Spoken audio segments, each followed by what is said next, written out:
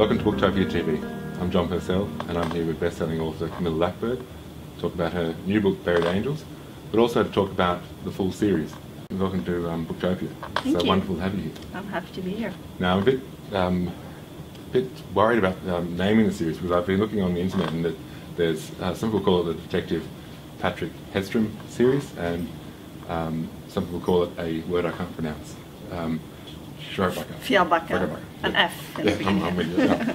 I'm a bit rusty on my Swedish. I was thinking a number like 12 million books sold. It's a big number, so I'm assuming that right now there have to be people all over the world reading the book, or any of your books. Maybe on the bus, on a plane, in bed, wherever, or maybe even listening to an audio book of you. At all times during the day, you're having some sort of relationship with a reader. How does it make you feel? I mean, it's always amazing when I run into someone who actually reads my books, and in real life, and I do all the time. I could be sitting on the plane or a train or walking on the beach, and I see someone reading my books, and that's absolutely mind-boggling. And I often can't help myself approaching that person and asking, like, "Do you like the book?"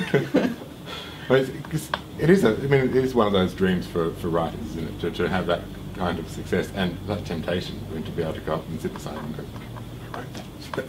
That's mine." In looking at the series, because there's quite a lot of books for people to go to dive into, and I know a lot of crime readers, especially, love to know that there's a lot of books in a row to lose themselves in. They'll read one after the other. As this is your first visit to Booktopia, I'd love for you to describe your series as a whole, and why people should take the plunge and buy book one and go with you on the story, on the journey. Well, firstly, I decided already from the start that I would write a series, because I love the way when you find a new author and it's a series and you like the first book and you're like, oh, there's 7 more.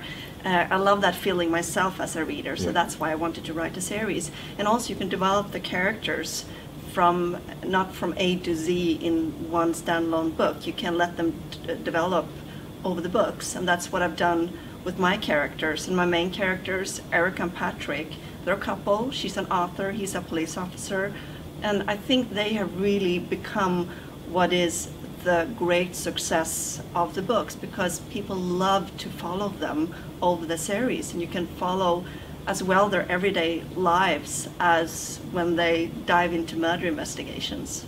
Well, interesting, you bring in all those difficulties of being a couple. I noticed that there was a paid parental leave for the detective. They sort of bring up kind of big issues, apart from the issue of the crime that's going on. So there's a sort of a background social discussion happening in your crime novels and your crime series. How do you keep it all together? I mean, there are lots of characters. They're all doing different things in the background, and they reappear. Do you have a character map or some sort of? How do you do it? I wish I did, but what happens when I start writing a book, and I have both, my steady set of characters that I use in every book, and then I always add new characters that are doing just one role during one book. But the thing is, they kind of become like friends, and they become actual real people to me. So the same way you can keep track of all your real-time friends and family, I can keep track of my characters because I know them. So you use Facebook like I do. Yeah, exactly. When I look at Scandi crime, I get a different impression of Scandinavia than I had as a boy. When I grew up, there was ABBA, and the images that were prevalent were a sunny Sweden, nudist colonies, happy-go-lucky Sweden. And since then, you've had Henning Mankell, Stieg Larsson, your books, depicting a darker Sweden and a darker Scandinavia. What has the Swedish Tourist Board said about this?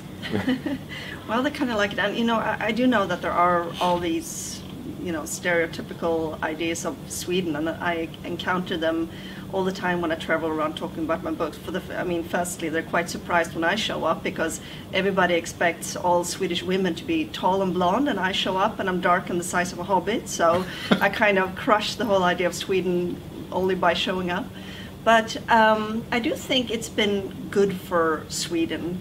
There's been a huge interest for Sweden after the Scandi crime books, and I think it gives a more accurate idea of Sweden, because everybody's got a picture of Sweden as the perfect society, and it's not, and that intrigues people. Well, it does here. Just recently in Australian politics, there's been a lot of references to how life works in Sweden and Norway and Finland, especially with how much tax people pay and what services they get back. It's always sort of used as an idealistic socialist utopia for us, especially in a lot of articles. You guys are depicting it in a completely different way. How real is that picture? I think the picture in the Scandi crime books are very real. Depending on the author. Stieg Larsson is a bit of a more extreme, paints a little bit of a different image of Sweden. But in my books, for example, and Henning Mankell's books, another example, I do think we paint a pretty accurate portrait of Sweden. Mm-hmm. I had a look at the pictures of your town, which is called Fjällbacka, and it looked absolutely gorgeous. But then I was thinking, what happens in winter? Because the pictures I saw were all summer, and they looked amazing, with the islands going off in the direction. It looked like a picture postcard. How long is the winter for you in your hometown? Well, life in Fjällbacka is very schizophrenic for that reason. During the summer, it's packed with people. There are thousands and thousands of tourists coming in, filled with sailboats in the harbor, and all the shops are open. And for the rest 10 months of the year, it's only 1,000 people who live there. All the shops are closed. It's really quiet, and we're basically all first cousins. So it's two very different towns. Okay, so I can play a mean banjo. So, I'm getting the picture now. All right. So in those times, there's relations. I can show you my 6 toes on it. Yeah. The relations with cousins and the time to write. And read. Were you a big reader as a child? Oh, I was the biggest reader ever. My father loved reading, so he kind of gave me the love for books, and I would always be reading. I was a very, precocious child. Yeah. Yes, I was born very old. You're Benjamin Button. Yes, okay. A little bit. Yeah. I noticed on your website, and I think it's awesome that you've got this, the crime school, and giving out, because you had another career altogether, and then you did a crime writing course, and suddenly you were, got enthused and wrote. I'm sure it wasn't sudden, you've been reading for all that time. No writer is overnight. Why are you so generous with your time about the crime writing? It's quite detailed, your steps to go through and how to write a crime novel. Well, I've always loved writing. It's been my dream ever since I was little to become a writer, and I think it's the best job in the world. So I kind of like to pay it forward, and I do think there are a lot of myths about writing. Inspiration is probably one of the biggest myths ever. Yeah. So I kind of want to take the mystery out of writing. It's hard, but it's not impossible to write books, and that's why I have the crime school, because I think more people should be able to do this and write and enjoy that. Okay, I'm very excited by the amount of information you gave there, and I think anyone who wants to write should go to Camilla's page, because it's amazing.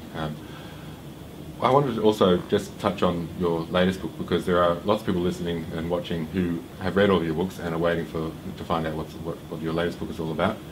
They should have it if they're massive fans, but if they haven't, then come to booktopia.com.au. Tell us about Buried Angels. Well, Buried Angels is, as usual, I have a story in the present and I have a story in the past, and I'm very enthusiastic about the historical parts in that book. And one of the ideas and one of the historical subplots is actually based on legend in Fjällbacka. It is said in Fjällbacka, no one's been able to prove it, but it's been said that Hermann Göring was at a party on an island outside of Fjällbacka in 1919. And hearing that gave me so much of the idea for Bird Angels. And I love working that way, to mix actual history or legend and use my own imagination and turn it into a story. And in this book, it just, worked out very well. When I was traveling around Europe many years ago in the 90s, I was wandering the streets, and when I saw in Germany and in Italy and different places, people over 70, I would look at them and say, what have you seen? Like, I'd be asking myself, what have you seen?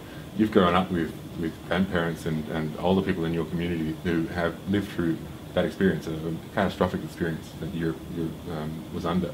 I mean, is that where it comes from? Is that this exposure to it that has you going backwards? And I mean, I think in A Hidden Child, there's a Nazi connection. Is it that it's all around you, that you must sort of tell the story or keep bringing it back? Well, I think I've always been interested in history, and one reason is probably that my father was born in 1929, so he was a bit older, and I spent a lot of my upbringing and my childhood in the company of older people, and I've always been interested in their stories. I've always listened. And I also believe that I want to explain a crime and a motive and a reason why people do things when I write my books. And in order to explain the present, I believe that you always have to go back to the past. And that's why I keep doing that in all my books. And history is fascinating. Yeah, absolutely. Being able to enrich your stories with the past, and to give people really great motive, deep motive for doing things. It must be, I mean, a lot of Australian writers scratch around for those sort of things, but don't find much. So Scandinavia and you have a great well to sort of keep getting great stories out of. I'd like to thank you for coming to Booktopia. Thanks it's for a long way having to me. come just for us. It's a long flight, believe me. And thank you very much for the interview. Thank you so much. Camilla's books are available at booktopia.com.au right now. Fjällbacka, an F in the beginning. I'm with you.